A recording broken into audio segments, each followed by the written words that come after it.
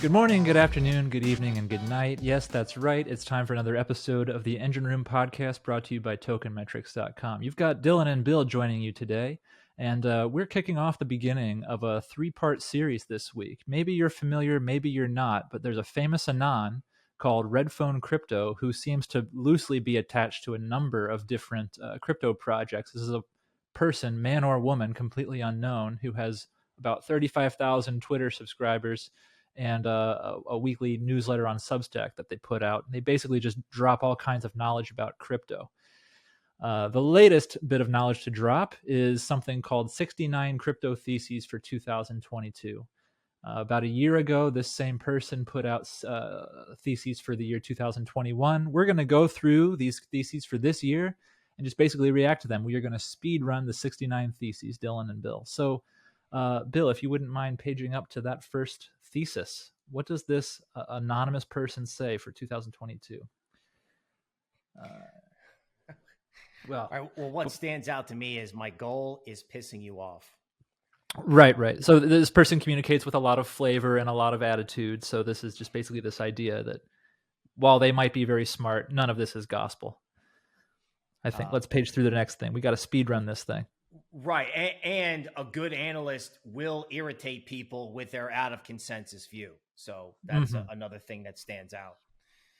On the next slide, we got a bunch of DAOs and tokens that this person is affiliated with.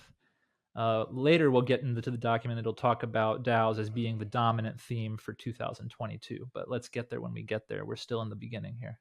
Right. Notice that he is a contributor, a paid contributor with Yearn Finance, who has changed his token. And as of the recording of this show, has taken off and shown it can rally without the market. Next one. So this is just some background on this person who, I'll remind you, is completely anonymous. But this is just some documentation of what this person has been up to in the past year. So last year, their theses for 2021 made quite the splash, put this person on the quote-unquote influencer map. This isn't Alex Becker. This isn't Kale. This is somebody who works and lives and breathes DeFi and crypto on a much more serious level. This is a technically informed person who's connected to real stuff. So yeah, I'm excited to see this actually begin. We got the first thesis coming right up, I think. Right. And the fact that he traveled to a cabin in the woods would lead you to believe that this is like a real, like a thought leader or a deep thinker. Mm-hmm. Yeah, here we are at number one. So this slide basically puts forth this idea that the mainstream non-crypto, not awake to crypto people are finally smelling that something is up. Look at Jerome Powell and the money printer go burr meme. People who had never thought at all about financial markets before, this was suddenly on their radar. And now this talk of, what if the dollar is in decline? This isn't just fintech nerds talking this way. This is like family and extended family members talking this way. Yeah, I mean, this thing about Web3 down at the end, in 2021, we awoke the public to the power of Web3. Oh my God. Token Metrics as a firm screamed Web3 from the highest peak, using everything from our own channels to external PR agencies. And we screamed it all year, and CNBC picked it up really by interviewing our founder and talking Web3 at the end of the year. Not talking about it, just acknowledging the theme. So, again, Web3, if you need to unpack Web3, stay with us. For sure. What's number two there? It's more lines. It's more than lines of code. It's a cultural revolution. It's attracting the brightest, most forward-thinking people on the face of the planet. That includes you out there who's listening to this. You're not too late, and you're not too early. You're right on time, right? So the more you learn about crypto, the better off you'll be. The more you can tell your friends about crypto. Go ahead. Sure. Yeah, and just to more immediately connect this line between crypto and culture, we can point to things like NFTs, where previously independent artists could suddenly actually make a great living. And then even more recently, we have a number of DAOs kicking up I'm thinking of the failed attempt to buy the Constitution, Constitution DAO. I'm thinking of Blockbuster DAO. I'm thinking of Free Ross DAO. This is no longer just about hard money. This is about changing the way people interact. Right. What's number absolutely. 3 all about? Oh, this one's for you, Bill. A thought experiment before every investment. Could this possibly exist 100 years from now? Yes. So and he goes through this more. Investing is about the story, right? It's about the story and about how in research you get paid for imagination, right? This guy actually wants to go out 100 years, which again leads to his impressive cred as an analyst. I mean, I thought I was crazy going out to 2025. So, I mean, if you want us thinking out 100 years, you know, that's like advanced weight training for your brain. Mm-hmm. Number 4. We've heard a lot of mantras over the years. The institutions are coming, retail is coming, ETFs are coming. Now there's only one mantra left. Retail is coming. So this is really just about retail adoption. Excuse me, it's grandma is coming. Excuse me. It says grandma is coming, which I'm interpreting to mean this is about retail adoption by people who would otherwise never be involved in crypto. Right. In other words, something is going to happen in 2022 that, I don't know, it may rock the financial system. I'm known for being not always totally cheery, but I think the way grandma gets involved is where she or goes, you know, I think there's something going on with the financial system, and maybe I should have a little bit of exposure to crypto, or maybe a lot of exposure to crypto. That may be a Q4 phenomenon, but this guy's right. There's going to be awakening across retail, and financial advisors are not going to be relevant unless they're recommending an allocation. Right there at the bottom, he suggests maybe Fidelity will take the lead. Remains to be seen, but it'd be cool. Moving right along. Number 5. Oh, so this is a slide about this person basically talking about how crypto has changed their financial life. There were times in this unknown person's life where they couldn't afford food, basically. And this slide seems to mostly be about, if believing in Bitcoin makes me a maximalist, then so be it. I'm a Bitcoin maximalist. But I also happen to love Taro, Solana, Secret, Starknet, and so on. I would suggest that this person is really a crypto maximalist, and Bitcoin is probably the way that most people who don't live and breathe this stuff think about crypto at large. It's a big, big ecosystem. Bitcoin is simply the biggest name in the room. Yes. I mean, my crypto journey has been filled with bumps, let's just say. And I can definitely associate with, you know, his situation where, you know, the inability to meet, you know, everyday life needs only deepened his belief in crypto at multiple levels. So this slide where he talks about, you know, how he got there psychologically, it like resonated with me. You know what I'm saying? Number 6. Oh, an explainer of Web 3. So if Web 1 was all about radically moving information around the world, and Web 2 was about people creating their own content without any intermediaries, Web 3 is about who owns that content and who can you actually prove owns it. That's a dominant theme. Again, themes and narratives. This stuff keeps coming up. Web 3 really kicked off near the end of last year. It's certainly carrying into 2022. Right. Digital ownership, the door to the metaverse, and, you know, interoperability, which is a nice way of saying, you know, potentially replacing Silicon Valley and Wall Street, or at least the beginning of that process. Number 7. Earlier this year, I had my first dream where someone referred to me as Redphone. It was so jarring to my inner psyche that I woke up. It dawned on me that something's happening to us. Our metaversal selves are cannibalizing our flesh and blood. I can feel myself dissolving into bits. Just as my worldly body holds possession, so too will my metaversal being. NFTs will become as important to us virtually as virtually any of the tangible things we can touch and feel. You know, I have a lot of critiques of Gary Vaynerchuk, but this is almost immediately echoing something that Gary Vaynerchuk says. You know, where you used to post pictures of your big cool house or your cool stuff that you own. Now the new way that we're going to signal certain virtues online is about having cool NFTs, basically. Yeah, that and me broadcasting as a 25-year-old guy from the metaverse, right? I can almost feel what it's going to be like. I'm learning about doing the market update on a live stream. I'm learning more and more about live TV. And then there's going to be another iteration of that where I'm literally daydreaming about being a show host, a 25-year-old show host on a major TV set, right? It's almost like I can't wait. So I don't think I'm dissolving, but I know what this guy's talking about where, your imagination may be ahead of reality. Number 8. My definition of the metaverse is broad AF. For me, it's Twitter, Telegram, gaming, crypto, pretty much anything we do online, especially things that don't involve our real life names. If we're already headed toward that world, how does it change the investments and contributions that you make? That's an expensive question right there. I don't know that we can properly react to that in a minute or two.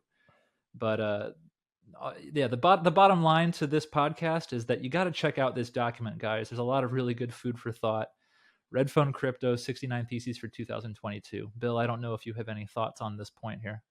Sure. I mean, I can see in my mind, I live in Texas, I can see these land rushes, where the government would set up a race where stagecoaches and horses or wagons are racing across some plain to stake their claim to land to see who gets the best land first. So there's going to be like everything you've ever seen in like American history, the land rush, the gold rush, the person A trying to kick person B off their land, corporations coming in, bidding, trying to get financing for metaverse land, right? Mortgage-backed securities where the mortgages are the mortgages on digital houses. I don't know. You're right. It's more than a minute, but as you may hear throughout the rest of the presentation, DeFi, metaverse, and NFTs, there isn't going to be a difference by the end of this year. Exciting. Number 9, Bill. Most anything that can get built in crypto will get built. The question that matters is who's brave enough to do it first. I mean, I'm just immediately thinking of like the definition of success is related to not being afraid to look like a fool. I can recall one crypto project in particular is designing nested NFTs that seem to have a gaming application. So think about if you find a health potion in a game, you can put that health potion in a backpack. Well, that NFT backpack, quote unquote, owns that potion, which is also an NFT. Who knows if that's actually going to be useful? But it really serves the point that anything that can be built will be built. For example, nested NFTs. Right. And the question is, who's brave enough to do it first? And I think what requires even more bravery is who's brave enough to leap into it as an investment, understanding it only briefly. Right. I remember back in the day where Uniswap was hard to bend your mind around. Now Uniswap is plain Jane. So it's not just who's brave enough to do it, but who's brave enough to go in and figure out how to buy it. I think he talks more about that later.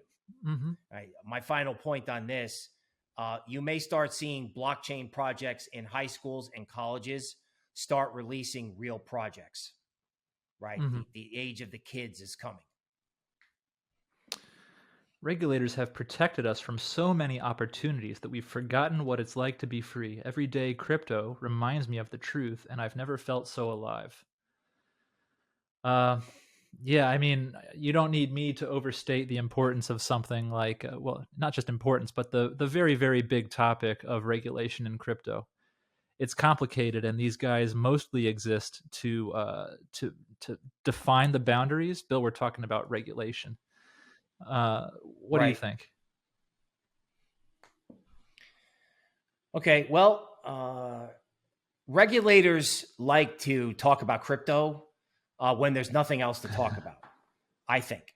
So, it's a decentralized world. And I think when you look at what could happen in stocks and bonds, the grim reality of central banks and inflation, regulators may have bigger problems, right? What happens in DeFi may be a solution to some of the problems that regulators may face in the future. I realize that's a mind bend, but this is a mind bending exercise. Mm-hmm.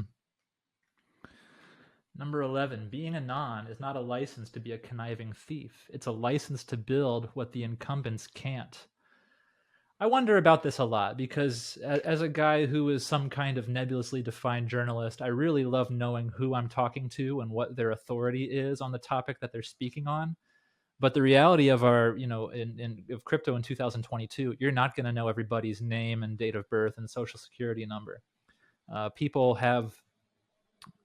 are hiding things for reasons that may or may not be legitimate, and we may just never know. So one way to think about this is that it's just a matter of the best idea winning, and the source of that idea probably doesn't matter so much. I can think of Satoshi Nakamoto, the granddaddy anon in crypto, right? His idea is clearly winning, and we still don't know who that person or group of people is. Yeah, I think with this, I think you get your libertarian on. Does the state have the right to know who I am and what I do for a living, as long as I'm paying my taxes? So on whatever job it is I have. So, this speaks to who has sovereignty over your life, you or someone else. It's really not about anonymity. Yeah, this seems to dovetail nicely with the culture point. These ideas about privacy seem to be emerging in a more serious way. Anyway, on to number 12 here. Total market cap for crypto is 2.5 trillion. The total value locked in DeFi, 250 billion. My degen mind sees those numbers and thinks the entire crypto industry could see zero growth in 2022, and DeFi could still explode. Bill, I want to throw this one to you predominantly. I mean, I still think about crypto as going up and down, but even if it just goes sideways, how does DeFi explode? All right. Well, if there's a problem in the bond markets, right, people don't realize that, when the Fed prints money, it doesn't just get thrown out of a window like a ticker tape parade in New York City. The printed money gets used to buy Uncle Sam's bonds and stocks, among other things. So if no one's buying Uncle Sam's bonds, could you have a problem in the system? Could the legacy system go through another shock period? Of course it can. Just like anything in nature, you could have a forest fire. You have forest fires all the time, right? So if there's an earthquake in legacy and billions of dollars have to be moved all at once, you could wake up one day and boom, total value locked in DeFi doubles. Not to mention if, like I said, in order to get into the metaverse, you have to get financing through DeFi. Mm-hmm. So the NFT DeFi world may meld together, or said more simply, you don't necessarily have to have crypto price appreciation across the board. We are going from a crypto market that all goes up and down together to a market of cryptos where you have to pick and choose winners and losers. Okay, I think that's more the line of what he's saying here. You got to become a crypto picker. Number 13. Confession number 1, I was nervous AF to publish my theses last year. Confession number 2, publishing them changed my life. There it is. Half of being successful equals being willing to look a fool. I mean, I just love this. Here we have this presumably very wealthy anonymous person speaking very candidly about, I took some risks and I thought I might look foolish. I kind of really love this. It's a nice window into how this person thinks. It means they think like me, probably like you too. Right. If you're gonna be a really good research analyst, part of that is mustering the bravery to say things where people think you're crazy, which means if you're wrong, you're probably going to be really wrong. But if you're right, you'll be viewed as, a pioneer, right? In other words, back in 2001, the consensus was, I will never stick my credit card in to the internet. Actually, probably 1998, right? And then if you said, 20 years from now, that will be absolutely commonplace. All right. So I'm over talking the point. in research, you get paid for imagination. And in order to deliver that research, you've really got to be willing to take it on the chin. Number 14, thoughts on having thousands of Twitter following. WTF, WTFing F. My Twitter account has opened up an insane amount of doors for me. It's also made me hesitant to mention individual tickers because every ticker I mention could get wrecked. For every 100x I've had, which is not many, I've had plenty of minus 99 percenters. If this were easy, everyone in crypto would be a millionaire, but I recognize a lot of people are reading this because they want to hear about specific projects that interest me.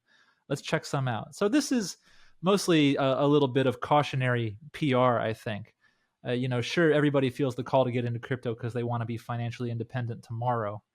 But while this market sure does see crazy 10x's and 100x's, it's not every day, and it's certainly not every month. And it's kind of a reassuring thought to hear that somebody who presumably has as much success as our anonymous commentator does, it's nice to hear the reassurance like, yes, this stuff is rare and it's akin to striking gold.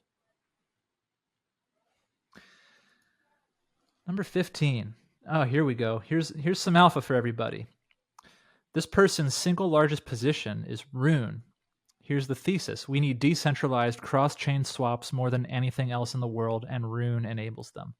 Bill, I know you got a lot of opinions on this particular project, in particular their NFT project. What does this slide stir up for you? Couple things. One, Rune is one of Multicoin Capital's, they don't have a lot of DeFi projects that they own. Rune is one of them. Rune has not done well in terms of price appreciation, which means I think as soon as I saw this slide, I said, people don't understand what Rune can do, right? I know they have an NFT project called Thorgards, I believe. Make sure you get that right on OpenSea. I think the floor price is very low. I was sort of wondering, and again, this is my novice NFT brain going, I wonder if this is connected to Rune somehow, whether this could become like the DeFi Bored Apes. That's just me making raw speculation, but it's informed speculation nonetheless. Right, but like the Rune ecosystem, particularly when you're talking about interoperability, I mean, let's put it this way: if you look at where Rune is when we recorded this, below 10, I mean, can you imagine getting Luna below 10 when it went to 100?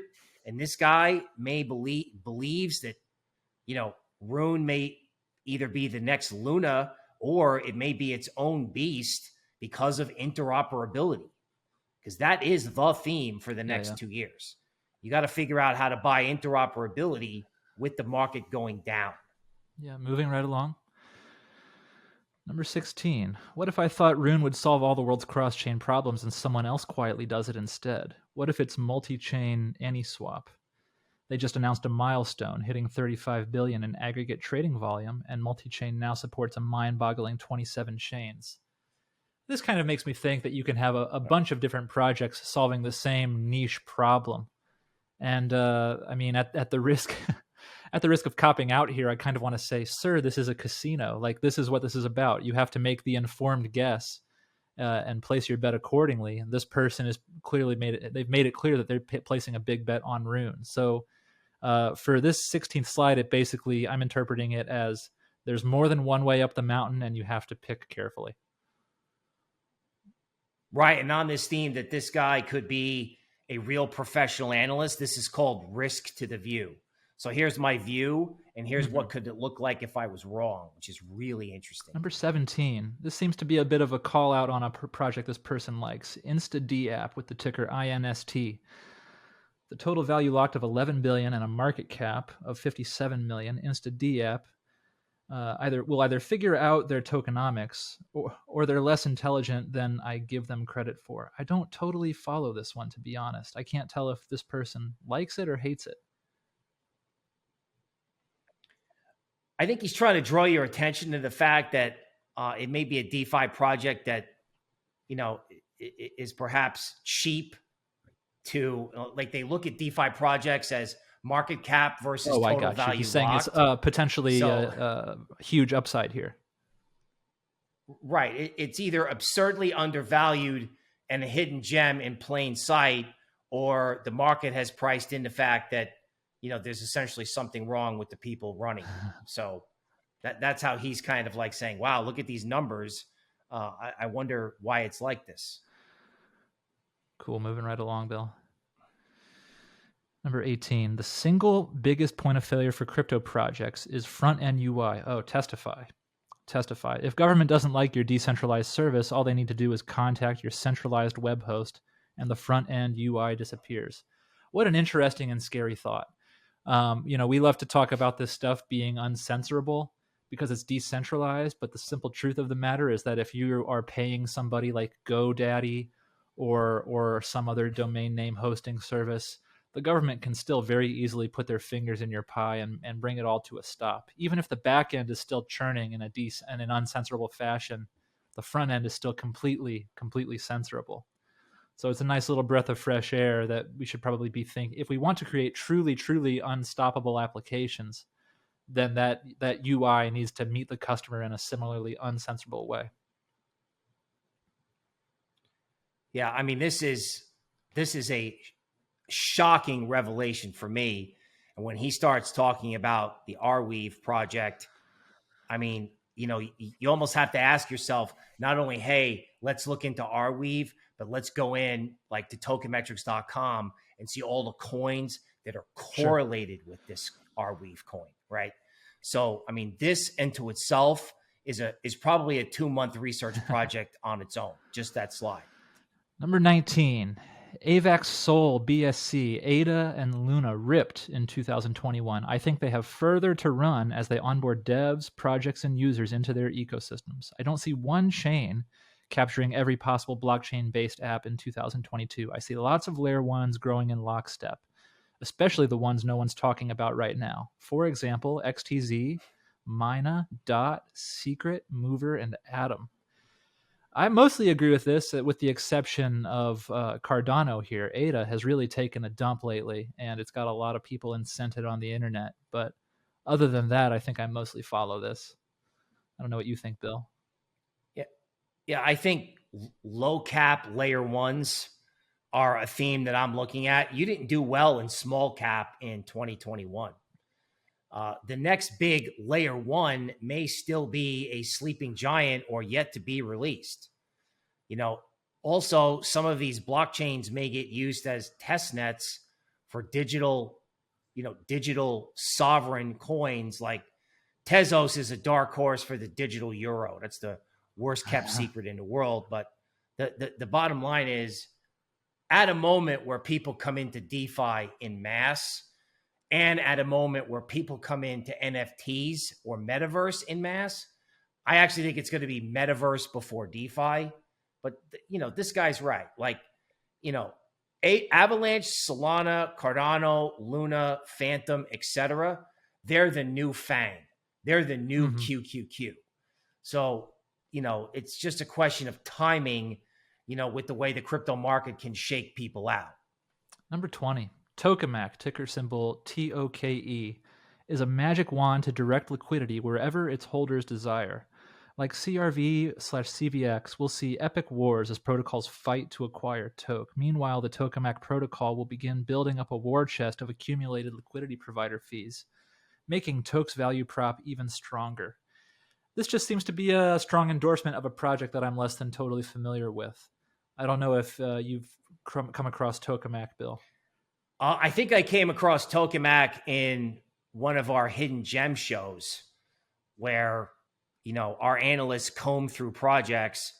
I remember the presentation on Tokamak, but I don't remember the exact details. Assuming that this guy is, preaching truth, and we have every reason to believe he is, a magic wand to direct liquidity wherever its holders desire.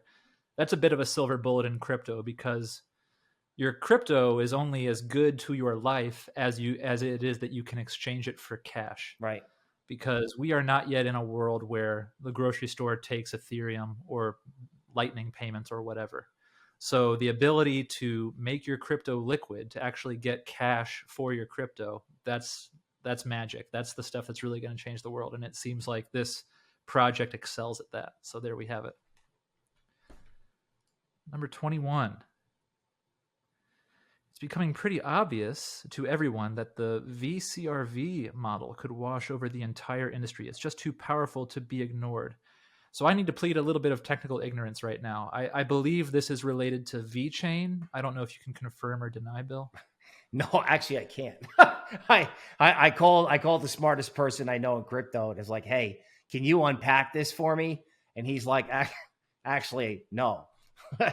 There could be hundreds of V tokens by the end of 2022, but we'll also see permutations of the model in the same year. The basic blueprint is to pass benefits to those who lock up your tokens. Well, unfortunately, we have hit a wall of understanding here, or a lack of understanding here. But another theme that this person is calling out for 2022 is the emergence of V tokens. Right. He's telling us, he's allowing us to know what we don't know. Sure. Brush up on V stuff. Right.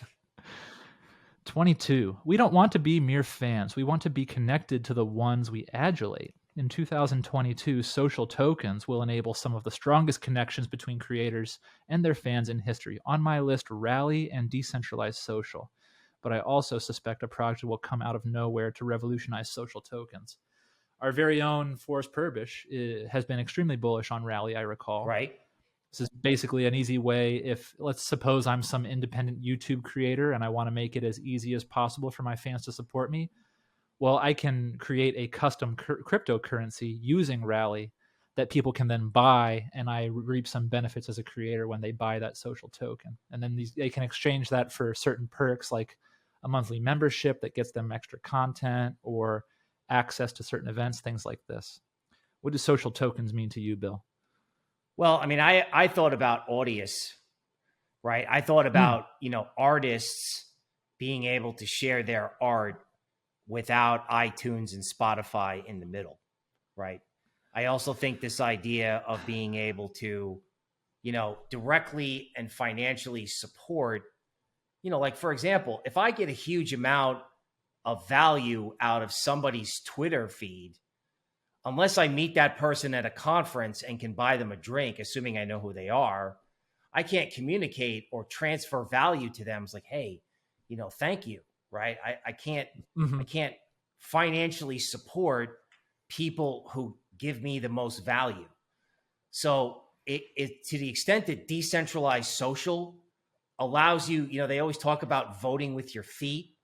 Now you can literally vote with your pocketbook, right? Or your wallet. You can support those who support you. Yeah, exactly. Here we are for the last one of this 3-part series, last in this episode here. Number 23, Ethereum maxis may hate on guys like Dorsey, Pomp, McCormick, and Saylor, but I love them. They're the engine that will drive change in the Bitcoin ecosystem. 2022 will finally be the year when Bitcoin DeFi gets some traction. On my list, STX, SOV, RIF, and a dark horse of ZNN. I love that he's name checking here, because these guys, Dorsey, Pomp, Saylor, they enjoy so much attention that I think these are the guys that we can kind of take our cues to when it comes to how we talk about this stuff. Saylor's been talking about Bitcoin so much that I'm sure his own talking points have become my own. But bottom line is these guys spend a lot more time thinking about this stuff than we do, even if we are in the same industry. And they're worth paying attention to, because their ideas trickle down and become other people's ideas. Maybe trickle down is the wrong way to put that. Yeah, I mean, I think I listened to I believe it was an Unchained Capital podcast where I think it was stated, don't talk to me about DeFi because we, as in the Bitcoin community, haven't built DeFi yet for Bitcoin, right? Oh, God. Everybody forgets that if the Bitcoin community figures out DeFi, particularly with all the sovereigns and gigantic positions out there, if they can keep the Bitcoin on the Bitcoin network in order to, have capital markets, like, for example, Can you imagine what happens if you have a Bitcoin yield curve where you know what the 2-year, 5-year, and 10-year interest rate is for borrowing and lending Bitcoin? I mean, that would be a mind-boggling expansion for crypto. So this guy doesn't know how right he is. Well, very good. I think let's end this episode on that note. By way of recap here, this is just the first of a 3-part series we're doing where we are picking apart and reacting to Redphonecrypto's 69 Theses for Crypto in the year 2022. You've just watched or listened to numbers 1 through 23.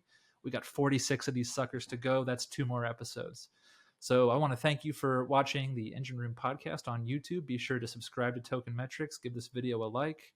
Tell your friends and family about it. And we'll see you for the next one on Wednesday. Have a good one.